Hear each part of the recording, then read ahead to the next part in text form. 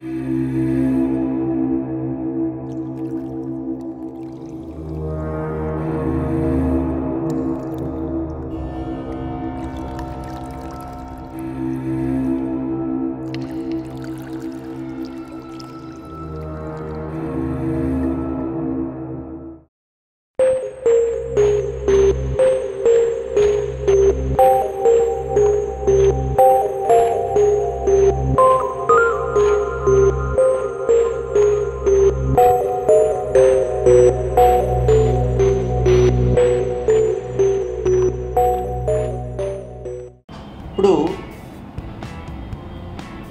శీఘ్రస్ఖలన సమస్య, premature ejaculation అనేటువంటి సమస్య, త్వరగా అయిపోవటం అనేటువంటి సమస్య చాలామంది మగవారిలో మన భారతదేశంలో కనిపిస్తూనే జరుగుతుంది. దీనికి గల ప్రధాన కారణం పూర్వకాలంలో అంటే ఒక 25 సంవత్సరాల క్రితం వరకు ఏమనుకునే వాళ్ళంటే త్వరగా అయిపోవటం అనేది ఒక మానసిక పరమైనటువంటి సమస్య, దానికి కొంచెం కౌన్సిలింగ్ తీసుకుంటే సరిపోతుంది అనేటువంటి ఆలోచనలో ఉండేవారు. కానీ దానిలో శాస్త్రీయతంగా మనం కనుక ఆలోచించినట్లయితే దానికి ఒక మంచి క్లాసికల్ సైంటిఫిక్ రీజన్స్ ఉన్నాయి.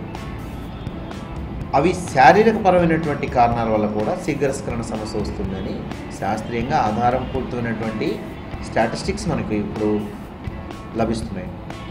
అంటే శీఘ్రస్ఖలనం అంటే ముందుగా ఏమిటి, దేన్ని శీఘ్రస్ఖలనం అనాలి అనేది మనం ఫస్ట్ గమనించుకోవాలి.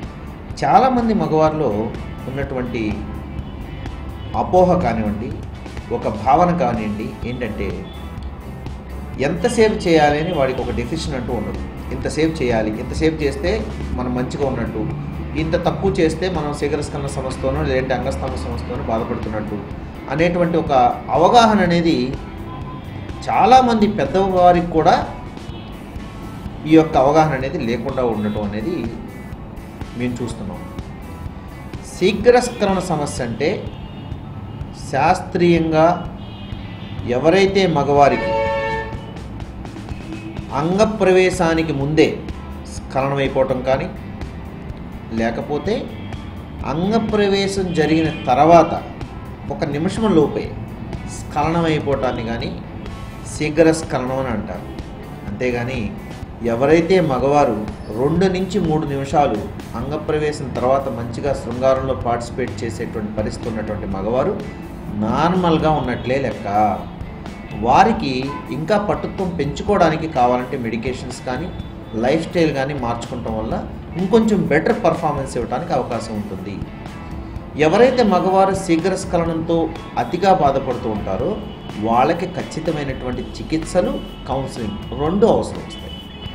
ఇప్పుడు అసలు ఈ శీఘ్రస్ఖలన సమస్య అనేది శాస్త్రీయంగా ఎలా చెప్తావు అని కనుక మీరు అడిగితే, శాస్త్రీయంగా ఆయుర్వేదం ప్రకారం వాతం అనేది శరీరంలో ఎక్కువైనప్పుడు ఆ వాతం యొక్క లక్షణాలు అతిగా అంగం యొక్క పూర్వ చర్మంలో, అంగం యొక్క ముందు భాగంలో పూర్వ చర్మంలో ఈ వాతం అనేది అతిగా అవటం వల్ల అక్కడ హైపర్ సెన్సిటివిటీ ఏర్పడుతుంది. ఈ హైపర్ సెన్సిటివిటీ వలన మగవారికి అంగం గట్టిపడుతుంది.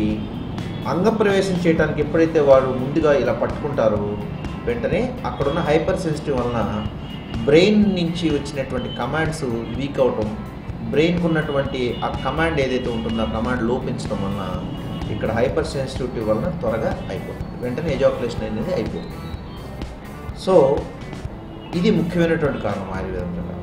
ఇకపోతే ఇంకా శాస్త్రీయంగా మనం తెలుసుకోవాలంటే శరీరంలో కొలెస్ట్రాల్ శాతం బాగా పెరగటం వలన రక్తంలో ఈ కొలెస్ట్రాల్ డిపాజిట్స్ అతిగా చేరి రక్తాన్ని సరఫరా చేసేటువంటి మంచి రక్తాన్ని సరఫరా చేసేటువంటి రక్తనాళాల్లో, అంటే ఆర్టరీస్ అంటారు వాటిని, ఈ ఆర్టరీస్లో ఈ కొలెస్ట్రాల్ డిపాజిట్స్ వెళ్ళి చేరటం వలన అక్కడ హైపర్ సెన్సిటివిటీ ఏర్పడుతుంది అంగం పూర్వచర్మం. దీనివల్ల ఇందాక నేను చెప్పినట్లు అంగం గట్టిపడి ఎప్పుడైతే అక్కడ పట్టుకుంటాడో వెంటనే అక్కడ వాడికి హైపర్ సెన్సిటివిటీ ఏర్పడి ఎజాక్యులేషన్ త్వరగా అవడానికి అవకాశం ఉంది. ఇకపోతే యూరినరీ ట్రాక్ ఇన్ఫెక్షన్స్ రిపీటెడ్గా ఉండటం వల్ల కానీ, ప్రోస్టేట్ గ్లాండ్ ఇన్ఫెక్షన్ అవటం వల్ల కానీ, టెస్టోస్టెరాన్ హార్మోన్ అనేటువంటి హార్మోను, మగవారికి ఉండాల్సినటువంటి హార్మోను బాగా తగ్గటం వల్ల కానీ, పర్ఫార్మెన్స్ యాంగ్జైటీ అనేటువంటి ఒక మానసిక పరమైనటువంటి ఆందోళన అనేది ఈ శీఘ్రస్ఖలనానికి ప్రధాన కారణాల కింద మనం చెప్పుకోవాలి. అంటే ఈ కారణాలు మనం 3 రకాలుగా డివైడ్ చేయాలి. శీఘ్రస్ఖలనానికి ఉన్నటువంటి ఏదైతే ముఖ్య కారణాలు మనం చెప్పుకోవాలో వాటిని 3 రకాలుగా మనం చూడాలి. మొదటిది మానసిక పరమైనటువంటి కారణాలు, మానసిక కారణాలు. రెండవది శారీరక పరమైనటువంటి కారణాలు. మూడవది మన ఆహారపు అలవాటు, మన లైఫ్ స్టైల్. మొదటిది మానసిక పరమైనటువంటి ఆందోళన, ఈ పర్ఫార్మెన్స్ యాంగ్జైటీ అనే దానికి ముఖ్యమైనటువంటి కారణం మన అనుమానం, మన అపోహ. అంటే మన మీద మనకి పూర్తి స్థాయిలో అవగాహన లేకపోవటం, కాన్ఫిడెన్స్ లేకపోవటం, అపోహలు, అంగం చిన్నగా ఉందని, పక్కవాడికి చాలా పెద్దగా ఉంది, నాకు చాలా చిన్న సైజుతో అంగం ఉందని కానీ, లేదంటే వాడు ఎక్కువసేపు పర్ఫార్మెన్స్ చేస్తున్నాడు, నేను కొంచెం తక్కువసేపు పర్ఫార్మెన్స్ చేస్తున్నాను అనేటువంటి భావన లోపల ఉండటం కానీ, ఇతరత్ర ఏదన్నా లైఫ్ స్టైల్ డిజార్డర్స్ కనుక డామినేట్ చేస్తుంటే దాన్ని వాడు శృంగారపరంగా వాడు అనుకుని నాకు శృంగారంలో కూడా తక్కువ పటుత్వం ఉంది అనేటువంటి భావనలోకి వెళ్ళటం వల్ల కానీ, ఇతరత్ర అంటే వేరే ఇప్పుడు ఉన్నటువంటి వైజ్ఞానికపరమైనటువంటి అంశాల్లో ఈ పాన్ సైజ్ చూడటం, బుక్స్ ఎక్కువ చదవటం, లేదంటే వేరే వాళ్ళతో కంపేర్ చేసుకుంటాం. ముఖ్యంగా హాస్టల్లో పెరిగేటువంటి యువత వీళ్ళు వేరే వాళ్ళతో ఎక్కువగా అంగం సైజ్ కంపేర్ చేసుకుని అంగం సైజ్ చిన్నగా ఉందనేటువంటి భావన. అదేవిధంగా ఇల్లీగల్ కాంటాక్ట్స్లో ఈ కోరికలు అణించుకోలేనటువంటి పరిస్థితుల్లో ఉన్నటువంటి మగవారు కొంత వారు ప్రయత్నం చేయటం ఎవరినైనా కలవటానికి, ఆ సందర్భంలో ఆ పరిస్థితులు కానీ అట్మాస్ఫియరు ఆ పార్ట్నర్ సరైనటువంటి సహకారం ఇవ్వకపోవటం వల్ల ఆ ఆతృతలో త్వరగా అయిపోయింది అనుకోండి, వాడికి నేను సెక్స్ పనికిరాని అనేటువంటి ఆలోచన మైండ్లో ఫిక్స్ అవుతుంది. సో ఇది కంటిన్యూగా అలాగే మైండ్లో ఫిక్స్ అయ్యేటువంటి అవకాశం ఉంది. కొంతమంది మగవారిలో సపోజ్ భార్యాభర్తలు ఉన్నారు, వారు రెగ్యులర్గా కలుస్తున్నప్పుడు బాగానే ఉంటాడు. ఒక 1 వీక్ గ్యాప్ వచ్చిందనుకోండి, వాడు వారం రోజుల తర్వాత వచ్చి వారి భార్యతో కలిసినప్పుడు త్వరగా అయిపోయే అవకాశం ఉంటుంది. దాన్ని కూడా శీఘ్రస్ఖలనం అనేటువంటి ఆలోచన వాడి మైండ్లో పడేటువంటి అవకాశం ఉంటుంది. కొద్దిగా స్ట్రెస్ వల్ల కూడా ఈ త్వరగా అయిపోయేటువంటి అవకాశం ఉంటుంది. సో ఇలాంటి కారణాలు ఏవైతే ఉంటాయో ఈ కారణాలన్నీ మానసిక పరంగా వాళ్ళకి బలంగా ఏర్పడటం వల్ల వాళ్ళు ఎప్పుడైతే అంగప్రవేశానికి వెళ్తారో వెంటనే ఎజాకులేషన్ అనేటువంటి పరిస్థితి ఎక్కువగా ఉంటుంది. సో ఇది మానసిక పరమైనటువంటి కారణాల కింద మనం పరిగణించాలి. ఇక రెండవ అంశం శారీరక పరమైనటువంటి కారణాలు. ఇందాక ఆల్రెడీ మీకు నీట్గా చెప్పడం జరిగింది.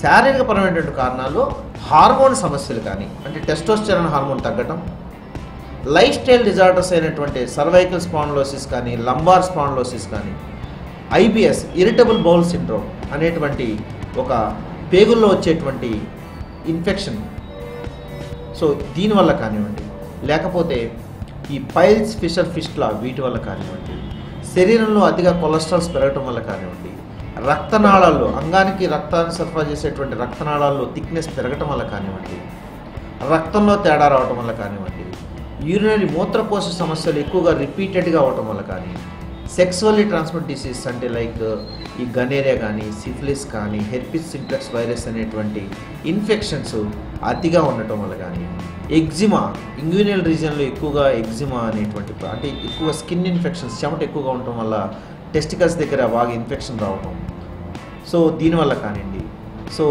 అదేవిధంగా ప్రోస్టేట్ గ్లాండ్లో ఇన్ఫెక్షన్ వల్ల కానివ్వండి, ప్రధానంగా ఈ రకమైనటువంటి శారీరక సమస్యల వల్ల శీఘ్రస్ఖలన సమస్యలు దారితీస్తాయి. ఇకపోతే మన ఆహారపు అలవాట్లు, ఇది చాలా ప్రధానమైనటువంటి అంశం.